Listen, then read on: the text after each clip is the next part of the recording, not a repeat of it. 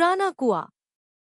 घने जंगलों से घिरे एक छोटे से गांव में एक पुराना सूखा कुआं था।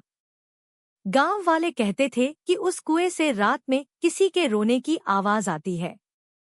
कई लोगों ने कोशिश की, लेकिन आज तक कोई उस आवाज का राज नहीं जान पाया। इसी गांव में अर्जुन नाम का एक 22 साल का लड़का रहता था।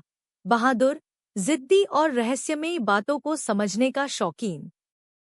एक दिन शाम को जब सूरज डूब रहा था, अर्जुन को कुएं के पास अजीब सा साया दिखा। उसे लगा कोई बच्चा रो रहा है। उसने पास जाकर पूछा, कौन है? जवाब में सिर्फ ठंडी हवा की तेज सरसराहट आई। अर्जुन ने सोचा कि शायद वो भ्रम था, लेकिन रात होते होते वही रोने की आवाज फिर से आने लगी, इस बार और जोर से। गांव के बुजुर्गों ने अर्जुन को चेतावनी दी, उस कुएं के पास मत जाना।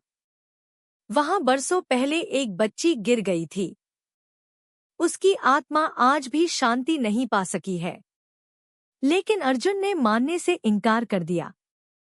अगर कोई फंसा है तो उसे बाहर निकालना मेरी जिम्मेदारी है, उसने कहा। अगली रात चांदनी में पूरा गांव चुप था। अर्जुन हाथ में टॉर्च लेकर अकेला कुएं तक पहुंचा। आवाज फिर आई, धीमी, दर्द भरी सिसकियां। अर्जुन झुककर नीचे देखने लगा। कुएं की गहराई काली खाली नहीं थी। टॉर्च की रोशनी में नीचे एक छोटी सी आकृति दिखाई दी। सफेद कपड़े, लंबे भीगे बाल, और उसके चेहरे पर कोई चेहरा ही नहीं। अर्जुन के दिल की धड़कन तेज हो गई, पर उसने हिम्मत नहीं हारी। उसने रस्सी नीचे डाली और बोला, मैं मदद करने आया हूँ।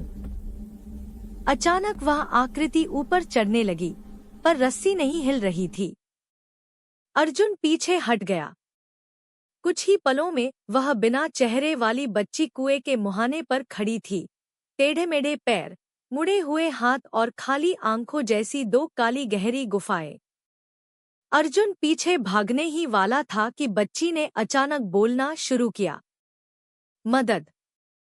बहुत देर हो गई। उसने अर्जुन का हाथ पकड़ा। उसका हाथ बर्फ जैसा ठंडा और पत्थर जैसा सख्त था। अर्जुन चीख उठा।